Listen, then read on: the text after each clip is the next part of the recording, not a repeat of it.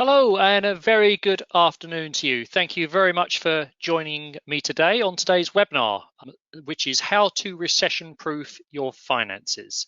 My name is Jason Butler and I'm the Head of Financial Education at Salary Finance. We're the provider of financial wellbeing products through the workplace, and that includes things like wage advances, savings accounts, loans, and financial education, of which obviously this is part. I should explain before we get into the nub of today's discussion is please note that what follows is not personal financial advice. And if you're in any doubt about your own situation, please take personal advice. You can either do that through the Money Advice Service. They've got a portal there. The Citizens Advice Bureau. You can go to a debt charity like Turn to Us or Step Change.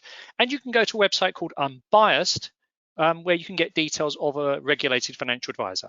And if your employer makes available access to those services or indeed regulated advice, please do check that out on your own employer's website, and that will vary from employer to employer. What we're going to cover today, we are going to cover what a recession is and what that might mean for your money. We're going to talk about preparing financially in uncertain times. We're going to be talking about the mindset and the mental aspects and the psychological aspects just as much as anything else, and a checklist of some basic things to think about in relation to money. And I'm going to be asking you a couple of poll questions as we go.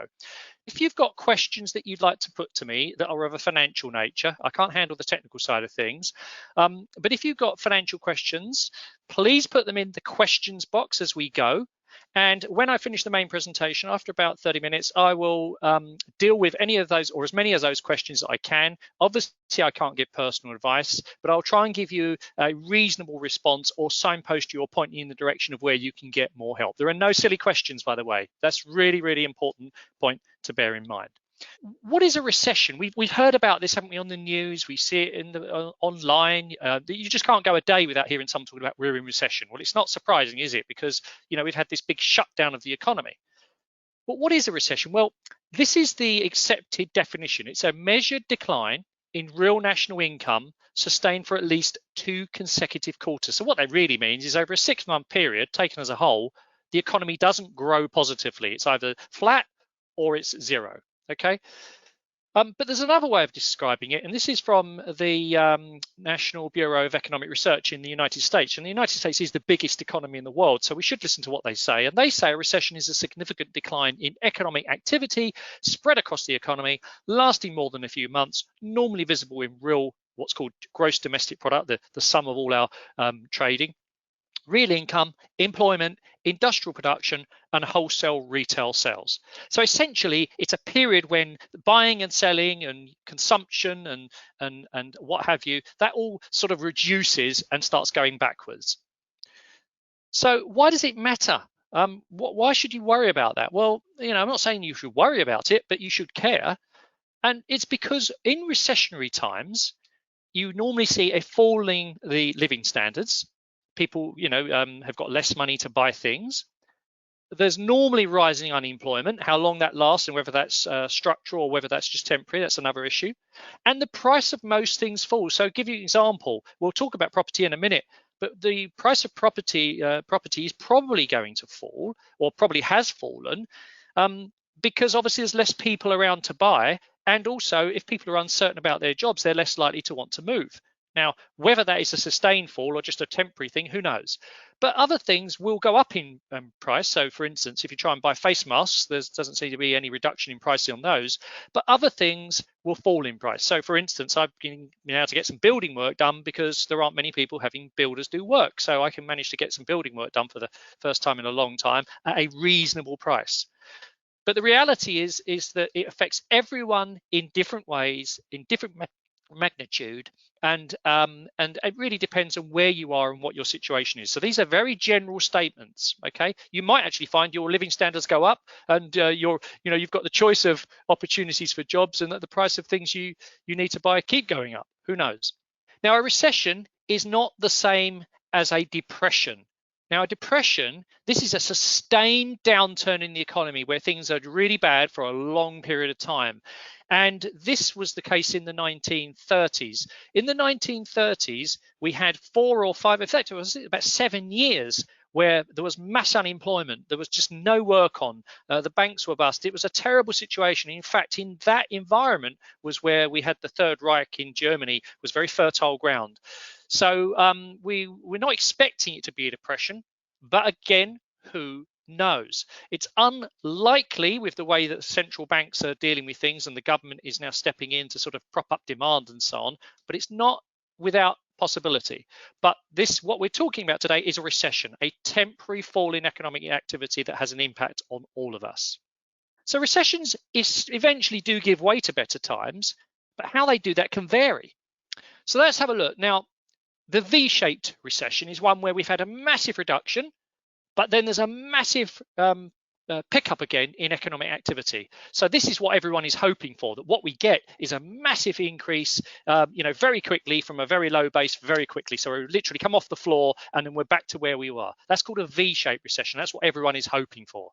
Then you've got the W recession. Now the W recession, and it actually could be a series of W's, it's where the economy yo-yos up and down, up and down.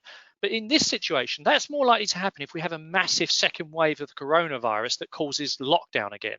And it's not, again, I don't know, I'm not a medical person, I'm not a scientist, but who knows? That could be the case, or it may not be. Or maybe we have a sort of a really smaller second sort of fallback. So we might increase and then it might sort of zigzag up, but going up gradually. And then we have the U-shaped recovery. So this is another more likely scenario, is where the economy has fallen, it sort of bumbles along the bottom for a little bit, might take several months, possibly a year, and then comes up sharply. Okay, and then of course there are lots of other letters that you can use. There's the L where it never comes back and we stay, and then it becomes a depression. But let's not get too hung up on the alphabet. So we're hoping for a V. Who knows? But I think it's important to share with you my own experience. Now I'm 51 years of age. Okay, and in salary finance, most of the staff are under the age of 35. Luckily, I've got all my own hair. And I haven't got much grey, which is unbelievable. And I tell you that because I like to think that I'm relatively young at heart. But one of the things about being my age is that I have got experience of going through a deep recession that almost tottered on the edge of a depression. And that was the period 1989 to 1992. Now, the reason I show you this picture is because the flat that you can see nearest to you at the bottom by the bins, that was the flat I bought in 1989, in October 1989. I was 20 years of age and I paid £62,000 for that property. And things had sort of started to cool off. Property had really had a massive rise in the 80s, but it didn't seem to me that things were too bad. And I was desperate to buy a place to live in. 1-bedroom flat, I bought it for £62,000. From the moment I moved in, pretty much every month, the property started going down in price. And it wasn't until the early part of 1990 that I realized how bad it could be. Anyway, the long and short of it was that in the period 89 to 92, we ended up with interest rates going up from 7%. Now, I know you think that's high, right? If you're not used to interest rates being anything like that, but the 7% seems quite reasonable. And they gradually increased until they hit 15% in 1992. My mortgage repayment doubled in 3 years at the same time as the property fell in value. There were lots of people being made redundant. There was a general malaise in the economy, and there was not lots of confidence. So I decided at the same time to start a new job in financial services when I was 20, just under 21. And I was self-employed, and it was selling people life assurance and pensions, probably that they didn't want and couldn't afford at the time, right? So can you imagine? So I had my income pretty much stopped. My property fell in value. My mortgage repayments went through the roof. And on top of that, I ended up with an overdraft. I ended up with credit card debts. I have something like £30,000 of debt. And if anyone's ever heard any of my live talks or webinars, you could not have been any lower financially than me. Okay, so I know what it's like to be looking down the barrel of an economic gun. But here's the point. I always had optimism that things would pull through because I didn't take the view that we were going to go back to living in mud huts or watching black and white telly or eating Fray Bentos pies. Google that after the event. You'll find out about that awful thing in a tin. But the point is that we weren't going to go back. Once people have an expectation, it's difficult for them to accept that they want to go backwards. And here's the point. In a market economy, where we've got a free market and people can buy and sell and people can do stuff, humans are resilient, right? And eventually I just sort of took one foot in front of the other, and I gradually I had to save up money to pay off my negative equity because I had a £58,000 mortgage, so I had to pay that down because I sold my flat in 1994 for £44,000. So I lost £18,000. I had to pay off £14,000 just to be able to move out.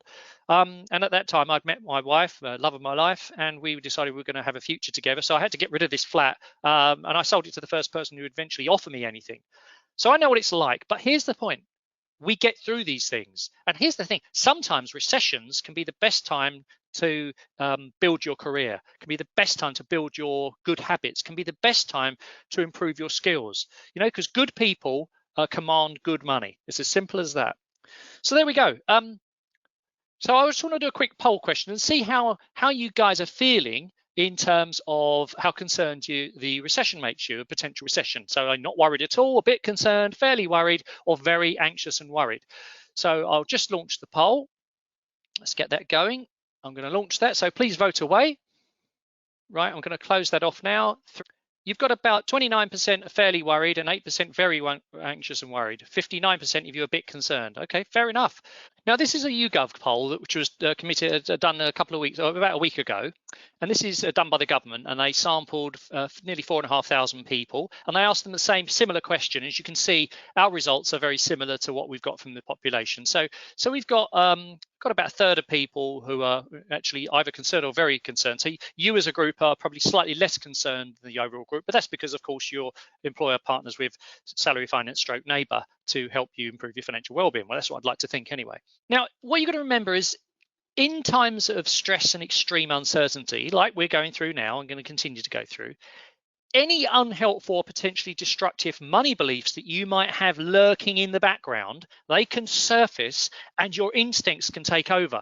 And that can cause you to make emotional decisions. And that's because it's driven by fear, not logic. So what can we do to prepare against that? Well, you've got to be aware that higher stress at work or with your money can lead you to do impulsive things. So it could be spending on things that give you a short-term fix, okay, or being in denial and not actually dealing with your situation. But it's not usually good for your financial well-being. So we've got to avoid our primeval brain, our prehistoric brain taking over and making us do silly things, or making us be in denial and not dealing with stuff as we see it. So what else can you do then? Okay, well, you've got to understand, first of all, what you can and you can't control. And that's really important. So you can't control the economy, the housing market, what other people think of you, or what they do, or the jobs market. You just can't do that. But you can control your attitudes, your financial actions and your reactions, your skills, your ability to create value through work or through other forms. And what you can also do is accept that this is happening, okay? My advice to most people would be, look, plan for the worst case scenario. Role play it, war game it, and say, okay, what's the worst that can happen? Okay, and here's the point about worst case scenario planning. It's not what humans want to do. It's not what we like doing. We want to be optimistic. We just want to avoid the pain of thinking about how nasty things can be. But here's the point: once you wrestle the worst case scenario to the ground, once you war game it and go through it, it holds no fear. Okay, what's the worst that can happen? You could have a reduction in income. Okay, well, it could be worse. You could have lost your job. If you lose your job, well, it could be worse. You could be ill. If you're ill, you could be dead. Now, I'm not being flippant. I'm just saying go through it and get this elephant in the room out in the open, okay? And here's the other thing is, planning for the worst case scenario is one thing, but then you can hope and prepare yourself forward to hope for the best outcome, because if you plan for the worst and hope for the best, then you're moving forward. And another thing to remember is that you are not alone. So at the end of the day, you can also learn and learn from this situation. So everyone's in the same boat, right, to a different degree. But what you can do is you can learn from the setbacks and the challenges, and you can become a better person. And that includes being better with money. But here's the point. Life is always uncertain. Stock markets are always uncertain. Job markets are always uncertain. Life is uncertain. And I'm sorry to say it, but the current pandemic has just accentuated this and made it come writ large. So I'm not being flippant and I'm not decrying anyone's struggles. And if you're struggling and you need to speak to someone, you can speak to the Samaritans, or you can go to your Citizens Advice Bureau, or you can go to Step Change. But for most people who are not absolutely up against it, the reality is, you just have to embrace uncertainty. So here's something I always recommend people do. List the 3 financial related things that you know you need to deal with, but for whatever reason, you haven't got around to dealing with, okay? And there's a reason why this is, because a list of 3 is doable. Don't do what most people do who don't get ahead. Don't risk this 15 things, because with the best will in the world, I used to do this years ago. I had all the best intentions. I wrote 15 things out and achieved 2, okay, or 1, or just looked at it and gave up. If you list 3, 3 is doable. 3 is you can get through those. And then when you've done those 3, write another 3 out, okay? So one of the reasons why people don't get things done and don't take action is because they're not specific, okay? So whatever those 3 things are that you need to do, that you know you need to do but you haven't done, it's probably because you're not being specific. So let's say, for instance, your getting things done thing is work out exactly what you're spending, right? That's not specific enough, okay? What's the first step? The first step is to download or print or whatever your last 3 months bank transactions, or the last year or the last 6 months, whatever suits you. That's specific. Review the mortgage. That's a bit sort of, what does that mean? Well, it actually becomes email the mortgage broker on Saturday and ask them to check if we can get a better deal in our situation. That's specific. So taking action, 3 things that you know you need to do, write them down and be specific about what you've got to do, right? Sounds simple. Now, another thing you can do is to just get comfortable and confident with having less, right? Having less, so whether it's less money, less lifestyle, less status, less materialism, less consumption, less hedonism, whatever it is, just come to terms with the fact you're going to live a simpler life. And I'm not telling you how to spend your money. I'm not telling you you have to live a simple life. I'm just saying, get used to it mentally. What would it look like if you were to simplify your lifestyle? And many of us have got used to not spending money going out, right? So perhaps now going out should be a bit more of a treat rather than just a distraction. Okay, so that's what I would suggest that you think about doing. And another way to get confident with having less is think about those who actually do get by with less. So I'm not saying you've got to help out with your local homeless shelter or with a food bank or whatever, but you can watch talks and you can watch documentaries and you can actually develop some empathy for people who've actually got used to living by on very little. Now, I happen to know someone who doesn't have a great deal of money, but he works his own allotment. And he amazes me of how well he lives on how little money, and he keeps happy and healthy by working in his allotment. Now, I'm not saying that's right for you. It's not right for me because I've got a lot of other things I have to do with my time. But I still take a lot from that, and I can learn from him. Are there things that I can learn? So, we are doing some small amount of vegetable growing here, but it's nothing makes him look like he's doing it for Tesco. So there we go. So let's now look at a checklist of some things that we can do to actually improve our situation and get ready for any tough times we may have. So let's have a look at the first one. Now, the first one is to double check what's actually leaving your bank account. Now, whether this is part of your working out where all your money's going, right? It could be anything from, why am I paying out for that utility? Do I need 3 streaming services? Am I getting the best deal? This is Money, which is a website, said that UK homeowners are overpaying on their energy bills by an average of £220 a year. Now, here's the thing. If you can just trim expenses either by buying better, same thing but cheaper, electricity is electricity, right? Or streaming services are streaming services. If you can get smarter at spending the money you've already got, it's like earning money. So it's worth you putting aside, I don't know, an hour a week, half an hour a week. It's your time to do financial admin, but financial admin with a return. I had a computer, an old laptop, a Mac from years ago that was so slow, it was unbelievable.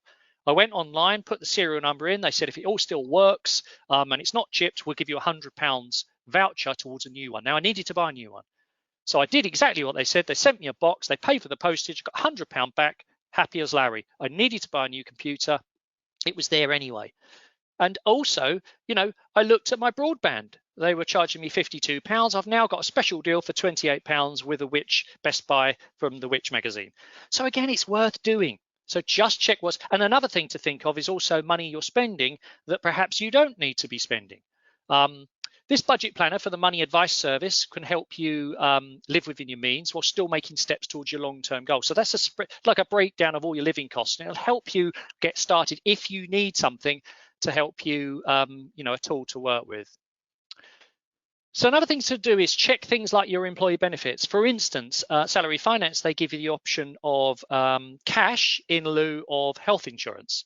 So I have very good local NHS here. We're very happy with our doctor. So I prefer to take the cash, whatever that is a month, 80, 90 pounds a month. I'd rather have that and pay a bit of tax on it and have the money. Okay, you might prefer to have the employee benefit. Gym memberships, are there discounted amounts that you can get through your employment? Do you still need the gym membership that's been on frozen for ages? Have you got a new routine that you can continue? Are there discounts you can get from either professional bodies or through your employer or through some other affinity group? Discounts. Some employers have got discount schemes that very few people seem to know about. Have a look on your staff portal. Is there some sort of discount? Like I got a discount off of my new Apple machine. I got 7% off for being a member of the Personal Finance Society, my professional body. But you might have it through your employer. So again, just get serious, paying off or consolidate your expensive debts. Now, here's the thing. If you've got debt owed in several places, consider paying off your loans with one lower rate loan, which could mean having less admin, less stress, paying less interest, paying the loan back quicker, and either put more into repaying it so you get free of it quicker, or make it more affordable to your current situation now, but on a lower interest, so that it's actually manageable and you haven't got all these different people coming to you for different payments and never getting clear of it. And one of the things about debt is debt always holds you back. Debt stops you from being able to save. Debt is like a sort of a millstone around your neck, in the sense that the monthly payments you've got to pay are holding you back from building savings and investing, or having other things you want, like the house you want, or move home, or have more holidays, or whatever it is you want. So again, salary finance stroke neighbor, depending on which platform you're on, we may be able to help and actually take those problems away from you. Now, the third thing is this: build or increase your emergency fund. Now, there's a lot of misunderstanding about emergency funds. If you've got a very clear idea of what your spending is, and I'm going to come on to that in a minute about what we mean by spending, is you don't need to have a massive emergency fund if you've properly accounted for all of your spending. And when I say all of your spending, I mean that ad hoc stuff that comes along throughout the year, but you don't know exactly how much it is and when it is. So I've just had one of my cars serviced, and that service came in at £540 because I needed to have 2 new tires on it. Now, it's an inconvenience rather than a drama for me, because I put aside £100 a month for maintaining and keeping the cars. So that's £1,200 a year, of which I've now spent £550 on one car. So I hope I don't spend more than £650 on the other. But so you can see what I'm saying, where people go wrong, and you don't need this bigger emergency fund if you're putting money aside for those things. But as a rough rule of thumb, you should look to have around about 3 months worth of your core living costs in an accessible savings fund, just in case you get a reduction in income, or you have to shield, or you can't work for a period of time and your income goes down, or God forbid it, you lose your job for whatever reason, restructuring or whatever. Now, there's a handy little calculator here from the Salary Finance website, which will help you work out sort of how you can possibly build up some savings. It's a savings calculator. You put the amount in you want, it works back, and it works with different interest rates to work out how much you need to save. Here's another point, a little tip here. If you qualify for universal credit, whether you've received the payment or not, you can open a government-backed savings account called Help to Save. You only need to qualify for universal credit at the time you open the account. And here's the thing: you can save from £1 to as much as £50 per month for over 2 to as long as 4 years, and the government will give you 50% of whatever you have saved over at the end of 2 years, and again at the end of 4 years. And you can have instant access to your money, and there's absolutely no risk at all. This is a no-brainer. Now, with so many more people qualifying for universal credit during the pandemic, this is your window of opportunity. You may not have qualified for this before, but if your household income has come down, then you may well qualify for universal credit. Be very careful about applying for universal credit if you've got tax credits. Do check out with people like Turn to Us and your Citizens Advice, or take some advice before you make a claim for universal credit. But if it wouldn't be adverse for you to claim, or you've already claimed, then you are able to open a Help to Save account and check with your employer whether they make it available for you via Salary Finance, because some employers do. Or if not, you can go to the website we'll give you, which is the government website for opening a Help to Save account directly. Fourth step is to potentially undertake training to make yourself more valuable to your employer. So here's the thing: if you think about it, employers want to retain the people who had the most value. They want to retain the people who've got the most skills, the people who are the most reliable, the people who've got the right attitude. Also, they're more likely to give pay rises and bonuses, and the company's more likely to do well if you're firing on all four cylinders.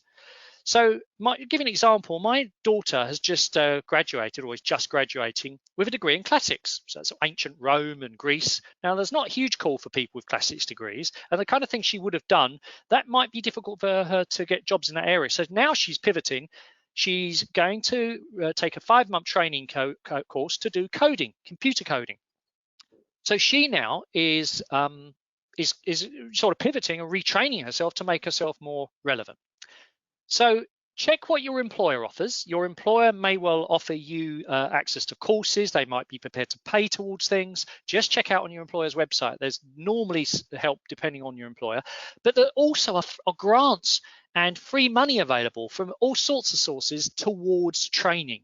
So grant search from Turn to Us is a great way of searching, and they do it by, you can actually certain groups, so certain vulnerable groups and underrepresented groups, particularly BAM and people in vulnerable positions, or by training sector, by industry, or by employer.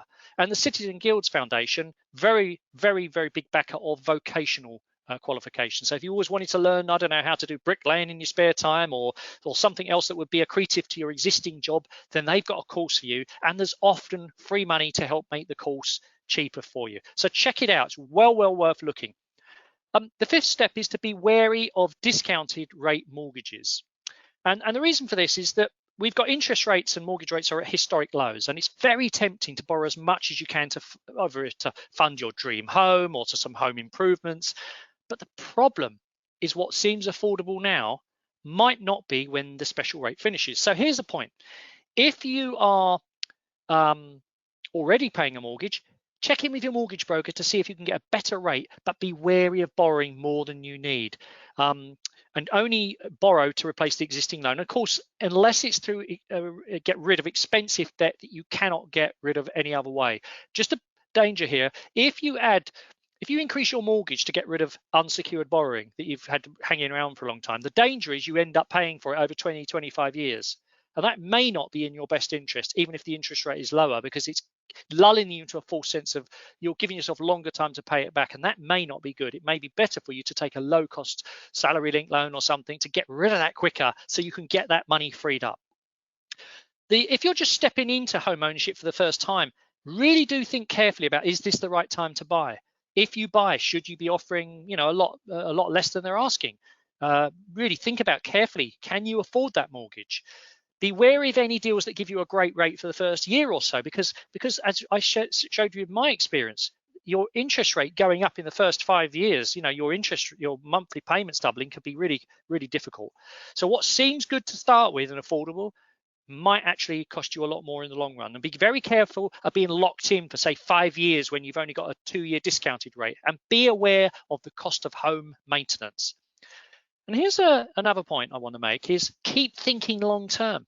Now look, the necessities come first, right? So if money's tight, it's tempting not to put aside savings and just concentrate on what's happening now. No one knows what the future holds, right? But we all know that we are going to have a stage when we are going to need money for when we can't or don't want to work. That is not going away, right? Having enough money for when we can't or don't want to work in the long run. So the more you can put aside in savings, the better. And even if it's just a $5 a week, whether it's using the Help to Save account, whether it's putting a bit more into your pension, because here's the thing, we know life doesn't go in a straight line. We know there's going to be, it may be that you're okay at the moment and you'll be okay for the next year. So put a bit of savings aside now and make hay while the sun shines, fix the roof while the sun is shining. So it might be that putting a bit more in your pension while you're not really noticing it, you've got used to not spending as much money, perhaps have a bit more deducted. Your employer might add to that. The government certainly will. And the money you put aside now, whether it's in your pension, into a stocks and shares ISA, whether it's some other kind of long-term savings, that money will get you the biggest return that you will ever see. Money invested now over the next 35 years, believe you me, I know, being 51 years of age and having done this for 30 years, the money I saved when I was in my 20s is money that's making me more money than I'm saving now. And the final thing is just to say this, look, avoid making emotional decisions about investments, long-term investments. If you've got money invested and you're feeling anxious because share markets fluctuate, right, and sometimes really wildly, and in April this year, March, April, stock markets dropped about 30%. So if you've got money in a stock market, stocks and shares, or a lifetime ISA that you were thinking of using for buying a house, and you've seen it go up and down, if you'd have bailed out then, you'd have missed the bounce when the market came back 30%. The market has come back 30% from its lows in March. Now it could drop another 30%, and that's why it's really important to ask yourself 3 questions. Why did you invest that money, and is that still valid? So if this is for the long run, you haven't got anything to worry about, do you? 30 years is 30 years. Do I really need this money now to meet an immediate need? Because if you do need the money to stop your landlord evicting you, although at the moment they can't do that, or to somehow stave off debt collectors, then you need the money now. If you need it for food, you need it now. And finally, if it's relating to investments, have I spoken to a regulated financial advisor for personal advice? Because these people know what they're talking about. They've been through this before. It's probable that your employer or the pension scheme has a financial advisor attached to them, and they can actually help you, really sort of think things through and work out perhaps you should start saving more in while stock markets are volatile. But stock markets are always uncertain, and that's just the entry price you have to pay for higher potential long-term returns. Okay, now I just want to take a poll to make sure you're all still awake of what your main money-related priority is. No one knows what this is, so no one's going to know. It's just for me to get an idea of what your priorities are. I want you to tell me which of these you think are right on the top of your list of things to do. So vote away. Yes, we're off out the starting blocks. Everyone is very fast on this one. Okay, another couple of seconds. 3, 2, 1. Okay, I'll just share that with you. Okay, so look, here's the thing. Third of you are going to do something else, which is great if it's accountable. Do it, write it down, do it. 20% increase your income. 26% get ready to move home. This is a buyer's market, so you're in the strong position. Sort out your day-to-day spending, good, and 14% get out there. Good, well done. I don't care what it is. I'm just pleased that you are doing it. Let's just now see if we've got any questions here. Okay, so let's see what questions we've got here. Okay, what benefits can I currently claim from the government due to the current situation? Well, this is a big area. If you go to entitled to .co.uk, that's a great website. That will help you work out what you are entitled to based on your circumstances. Your situation will be unique to you, but there are things like universal credit. Be very careful. Universal credit, if you make an application for universal credit, that stops your ability to get working tax credits. Here's the thing though, you may not have qualified for universal credit or applied for it, but you may have previously qualified for working tax credits. But you may not have received any benefit for a number of years because your income's gone up. But if your income, your household income has fallen and you've still got an old, what we call a latent, a sleeping working tax credit or children's tax credit claim, you can resurrect that and can start to receive some benefit. So that's really worth looking at. Your local authority also makes available various things like hardship loans, council tax reductions, and they will help you, but that is means tested and it's based on you not having too much income. Let's have a look. I'm trying to read some of these here. Is it better to pay off a loan? This is from Gosha. Is it better to pay off a loan or save, let me just read it, money for a house down payment? Right, well, here's the thing. If you've got a loan, it's probably costing you interest, okay? A loan that's costing you interest is you're paying for the privilege of having that money outstanding. So in a general, and it will also be taken into account in your affordability of you being able to buy a house, okay? So here's the thing. You can't afford to buy a house, in my opinion, until you've got clear of your loan. That's my opinion. But it may be that the loan you've got is very small and it's on a very low cost and it's going to be paid over the next 6 to 9 to 12 months. In which case you might say, actually, okay, I've got a payment plan to repay that. It's not costing me a huge amount. It's perhaps being deducted from my salary, something like that. And I can open a help to save account with the government. Now that might make sense to open a help to save account, or it may be, open a lifetime ISA in a savings account with the government approved situation because you get bonuses for that. So I would say to you that paying off debt is generally a good thing, providing that at the end of the day, the benefit to you is to avoiding high interest and to free up your monthly income so you've got that money to put aside for things, but everyone's different. So as a general rule of thumb, let's have a look here. Another question we got. What's the best way to choose a financial advisor and the best resource for learning more? Yeah, that's a very good question. I was a financial advisor for 25 years, and one of the things that really used to make me frustrated was that people, first of all, didn't know what they didn't know. They didn't know what they were looking for in terms of the help that they needed, what they thought it could do for them. And they were often people hadn't really spent enough time kind of learning the basics. So the Salary Finance website and the Neighbour Financial Wellbeing Hub have an enormous amount of content on there. The Salary Finance website has a series of videos which explain to you the basics. There's a box set of videos there called Learning the Basics, and there's another one called Building Wealth. The Neighbour website has lots of things and tools and articles that can help you, but there's loads of websites that can help you. It's not an information problem. The issue for you is thinking, what is it that good looks like for money, and why is it I might need someone to help? And before you perhaps go to a regulated financial advisor, I would strongly recommend you consider working with a money coach. Now, money coaches are people who are properly trained to give coaching help of a money perspective to help people unblock their money issues and to make sure that they are empowered to do the right thing. So they don't give financial advice, but they help empower people to be better themselves, help them be the better version of themselves and do what they need to do and hold them to account, to learn about controlling their spending, to learn about building emergency funds. And a lot of our problems with money relate to our psychological aspects that we've had growing up. Let's have a look here. We've got some other questions. I'm just going to have a look at there. So I would say a money coach is a good idea. Anything I can do to get out of debt so I can build an emergency fund and improve my credit score? Yeah, basically, what you need to go is on a spending detox. It's as simple as that. You've got to go cold turkey. If you really want to get out of debt, you've got to say to yourself three things. One, me and debt, we're through, we're over. Two, you've got to spend and cut out as much as you possibly can. This is hard. This is if you want to get out of debt. I don't advocate this for people who aren't going to stay the course, but if you're serious about getting out of debt, you've got to go on a spending detox. It's a bit like when you're trying to lose weight, but you've got to do it in a sustainable way. And thirdly, replace the debt with a lower cost debt and try and pay as much as you can into the loan that's sustainable to get shot of it. Because I tell you now, I've loved being debt free. I can't tell you, there's lots of people who tell me I could make more money with my money, but the fact I don't have to pay anyone is I love it. Okay, right. Well, I mean, there's loads of questions there. I can't answer all of them. Any that we didn't get to, we will answer. I've got one more question for you before you go.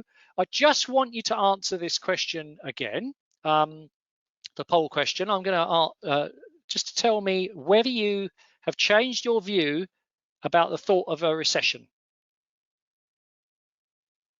Share that with you. Right, I think we've had an improvement there. Yeah, I think we've had an improvement. It looks good. So there's a gradual improvement there in the overall situation. Good. Okay, well, look, thank you. There could be tough times ahead. You'll feel better when you've sat down and thought about what you can do with your current resources. And here's the thing, a recession can't take away your skills, it can't take away your knowledge, your integrity, your contacts, your know-how, your enthusiasm, or your determination. So plan for the worst case scenario and how you'd handle it. Hope for the best. Remember, progress, not perfection. We're going to come through these tough times eventually. And as long as you take any necessary financial actions and keep moving forward, you'll hopefully come out of it in good shape. Thank you very much for listening. I hope to see you at another webinar very soon. Thank you.